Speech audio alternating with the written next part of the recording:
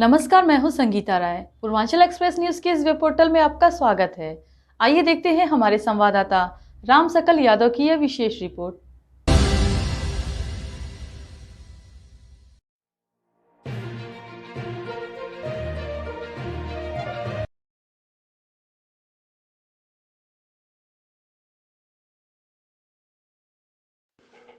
आजमगढ़ बिहार के विधानसभा चुनाव में एनडीए को मिली प्रचंड बहुमत में स्टार प्रचारक के रूप में महत्वपूर्ण भूमिका निभाने वाले आजमगढ़ के पूर्व सांसद दिनेश लाल यादव निरहुआ आज आजमगढ़ पहुंचे। उन्होंने भंवरनाथ मंदिर दर्शन पूजन किया। इस दौरान पार्टी के नेता और कार्यकर्ताओं ने उनका भव्य स्वागत किया। मीडिया से बातचीत करते हुए पूर्व सांसद निरहुआ ने कहा कि बिहार में एनडीए को जीत मिली है। विपक्ष भले ही कहे कि वे ईवीएम हैक हुई है, वोट चोरी हुई है, लेकिन ऐसा कुछ नहीं है। अगर वोट चोरी होती तो आजमगढ़ से वह चुनाव क्यों हारते। उन्होंने कहा कि विपक्ष जब चुनाव हारता है तो इस तरह के आरोप लगाता है। उनका कहना है कि एनडीए की जीत में प्रधानमंत्री नरेंद्र मोदी और बिहार के मुख्यमंत्री नीतीश कुमार द्वारा कराए गए विकास कार्यों का महत्वपूर्ण योगदान है। लालू प्रसाद यादव के परिवार में चल रहे कलह पर उन्होंने कहा कि रोड़ी आचार्य का घर छोड़ना बेहद दुखद है। ऐसा नहीं होना चाहिए था, क्योंकि परिवार में बड़ा कुछ नहीं होता है। तेजस्वी यादव पर बिना नाम लिए निशाना साधते उन्होंने कहा कि जब परिवार ही साथ नहीं है तो राजनीति करने का क्या मतलब है। उन्होंने कहा कि वह लालू परिवार से बेहद करीबी हैं और जब भी समय मिलता है लालू जी से आशीर्वाद लेने रहते हैं। भोजपुरी स्टार खेसारी लाल यादव के चुनाव हारने पर उन्होंने कहा कि जो हश्र खेसारी लाल यादव का बिहार के विधानसभा चुनाव में हुआ है, वही हश्र उत्तर प्रदेश में अखिलेश यादव का होगा, क्योंकि जिस तरह से बिहार की विधानसभा चुनाव में खेसारी लाल यादव ने राम मंदिर पर टिप्पणी की, इसी तरह की अखिलेश यादव भी मंदिर और सनातन पर टिप्पणी करते हैं, जिसे जनता पसंद नहीं करती। उन्होंने कहा कि खेसारी लाल यादव और राजनीति में आ गए तो जनता की सेवा करें, जीत हार तो लगी रहती है। जैसे मैं हार के बाद आजमगढ़ के विकास कार्यों के लिए लगा रहता हूँ। बिहार विधानसभा के चुनाव में महिलाओं को 1000 रुपया नीतीश सरकार द्वारा दिए जाने की विपक्ष की जीत का कारण बता रहे हैं। इस पर प्रतिक्रिया देते हुए दिनेश लाल यादव ने कहा कि हकीकत यह है कि बिहार की जनता गुंडाराज नहीं चाहती और राजद के लोग चुनाव जीतने से पहले ही गाने के माध्यम से अन्य माध्यम से गुंडागर्दी की बात करने लगे थे। जनता को उनका गुंडाराज पसंद नहीं आया। आजमगढ़ को लेकर पूर्व सांसद निरहुआ ने कहा कि जल्द ही जिले को आजमगढ़ से दिल्ली के लिए एक नई ट्रेन मिलने वाली है, जिसके लिए उन्होंने रेल मंत्री से बातचीत की है। इसके साथ ही वाराणसी से गोरखपुर वाया आजमगढ़ होते हुए रेल लाइन का काम भी आगे बढ़ रहा है और रिंग रोड का काम भी शुरू होने जा रहा है। उन्होंने कहा कि वह आजमगढ़ के विकास के लिए सदैव तत्पर रहते हैं। अभी हम लोग देखिए बाबा भंवरनाथ के प्रांगण में उपस्थित हैं और भोलेनाथ की कृपा से अभी बहुत बड़ी जीत हम लोगों ने हासिल किया है बिहार में। और बिहार में हम लोगों की ड्यूटी लगी थी और वहाँ मेहनत हम लोगों ने जो किया वो मेहनत सफल हुई। और बिहार में जीत के बाद हम लोग सीधे दिल्ली गए और दिल्ली से हम लोग अपने आजमगढ़ के लिए एक नई ट्रेन लेके आए हैं, जो हमारे आजमगढ़ को ज़रूरत थी और काफ़ी समय से मांग थी। इसके अलावा एक बहुत ही महत्वपूर्ण काम हमारे आजमगढ़ का, जो नया रेल लाइन हम लोगों ने पास करवाया था गोरखपुर, आजमगढ़ और बनारस को जोड़ने के लिए, उसका फाइनल जो काम है वो यहाँ से पूरा होके और केंद्र के पास जा चुका था, तो वहाँ जा करके उसको आगे बढ़वाया है ताकि जल्दी से जल्दी ये भी काम पूरा हो जाए। और साथ में हम लोग आजमगढ़ में अभी हमारे रिंग रोड का काम भी शुरू करवाने जा रहे हैं। तो बहुत सारी जिम्मेदारियां हैं, पर उन जिम्मेदारियों को निभाते हुए आजमगढ़ की जो आवश्यकताएं हैं उस पर भी काम करने के लिए तत्पर रहना ही हम लोगों का काम है।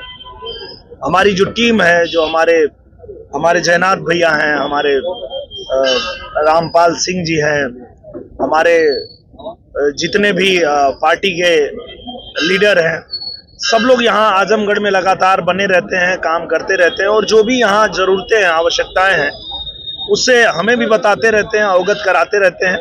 और जिस विभाग का काम हो, चाहे वो मुख्यमंत्री जी के पास हो या प्रधानमंत्री जी के पास हो या रेल मंत्री जी के पास हो या हमारे परिवहन मंत्री के पास हो, हर जगह हम लोग जा करके और आजमगढ़ के लिए लगातार काम कर रहे हैं। और यही हमारी प्राथमिकता है, हमारे पार्टी की प्राथमिकता है कि हम लोग जो हमारे भारतीय जनता पार्टी की कार्यशैली है कि हम जनता की सेवा के लिए ही राजनीति में है, तो वो लगातार करते रहते हैं। और आज हम लोग एक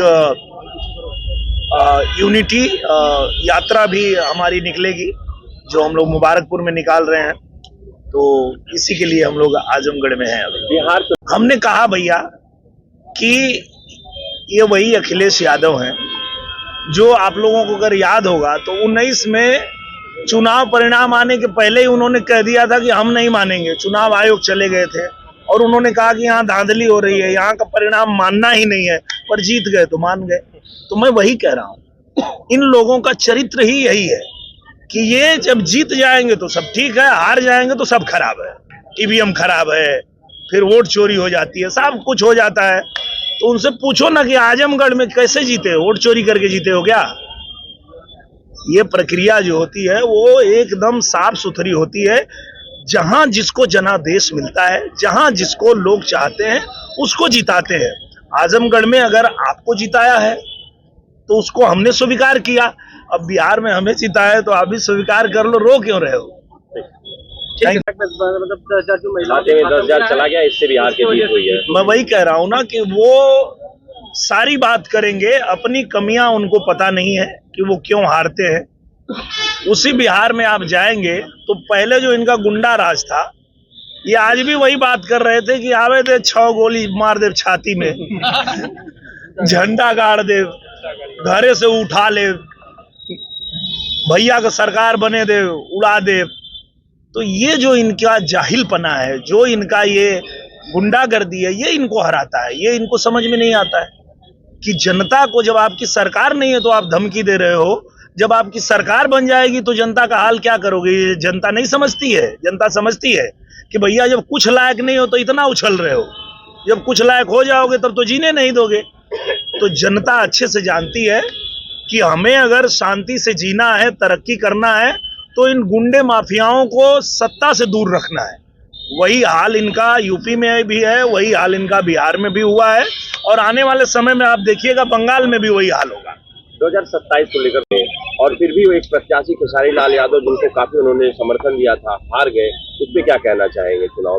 देखिए, जिस तरह से खेसारी लाल हारे हैं उसी तरह से यहाँ अखिलेश यादव भी हारेंगे। उसका कारण भी है कि खेसारी लाल यादव अच्छे कलाकार हैं, पर उनके हारने का कारण है कि वो राम मंदिर के विरोध में थे, जिसको जनता ने बिल्कुल स्वीकार नहीं किया। जनता ने कहा कि नहीं, राम मंदिर है यूपी में, उससे कुछ लेना देना उस चुनाव का नहीं था। लेकिन वो बिना वजह, हम बार बार उनको समझा रहे थे, हम कोशिश कर रहे थे कि रुक जाओ भैया, मत बोलो, वो विषय नहीं है, बिहार चुनाव का वो मुद्दा नहीं है, क्यों उस पर पड़ रहे हो? पर मेरे भाई ने वो समझा नहीं। ठीक वही हाल है हमारे यहाँ यूपी में अखिलेश यादव जी का। कभी वो, जैसे आज हम भंवरनाथ मंदिर में हैं, हम पूजा कर रहे हैं, सारी दुनिया एक तरफ, हमारा धर्म एक तरफ, हमारी पूजा पद्धति, हमारी आस्था एक तरफ, पर अगर अखिलेश यादव से पूछेंगे तो उनके लिए सिर्फ एक पत्थर है। हमारे लिए प्रभु हैं पर उनके लिए पत्थर है। तो उनका भी हाल वही होगा जो खेसारी लाल का हुआ है। खेसारी लाल यादव ने कहा, अब मेरा कैरियर 5 साल पीछे चला गया है। ये जो कलाकार का एक कैरियर होता है, क्या इससे भी कुछ कहना चाहिए आप? तो ये तो पहले सोचना चाहिए ना, राजनीति में आने से पहले सोचना चाहिए। देखिए, कलाकार हम लोग हैं, वो अपने परिवार के लिए या हम अपने परिवार के लिए अपना कोई काम करते हैं, किसी भी क्षेत्र में काम करते हैं, वो अलग विषय है। राजनीति में जब आते हैं तो हम समाज के लिए आते हैं, समाज की सेवा के लिए आते हैं। तो जब वो आ चुके हैं तो अब ये सब उनको नहीं सोचना चाहिए। हम लोग भी तो आजमगढ़ से आ रहे हैं, पर आजमगढ़ के लिए काम कर रहे हैं। तो उनको मेरी यही सलाह है, एक बड़े भाई होने के नाते, कि आप जब राजनीति में आ गए हैं तो अब सेवा करिए। आपने ही कहा कि आप विधायक बनने नहीं आए थे, आप सेवा करने आए थे, तो सेवा करिए, क्या चिंता है? हम नहीं हैं सांसद, सेवा कर रहे हैं आजमगढ़ की। आजमगढ़ में बैठे हैं, आजमगढ़ में रिंग रोड बनवा रहे हैं, आजमगढ़ में नई रेल लेके आए हैं, आजमगढ़ की नई रेलवे लाइन पे काम करवा रहे हैं। आजमगढ़ का जो भी काम है वो हम कर रहे हैं यहाँ पे। तो जीत हार अपने जगह पे है।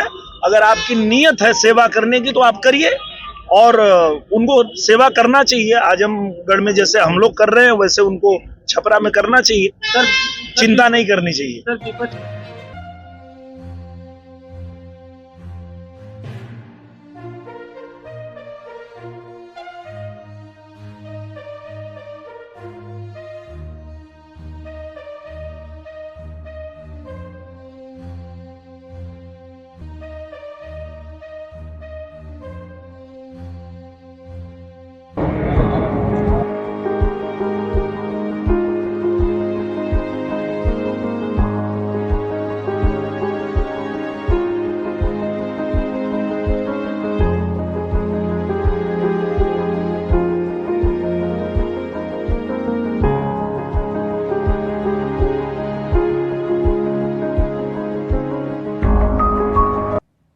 अगर आपको हमारी खबर पसंद आई हो तो हमारे चैनल को लाइक, सब्सक्राइब और शेयर जरूर करिए।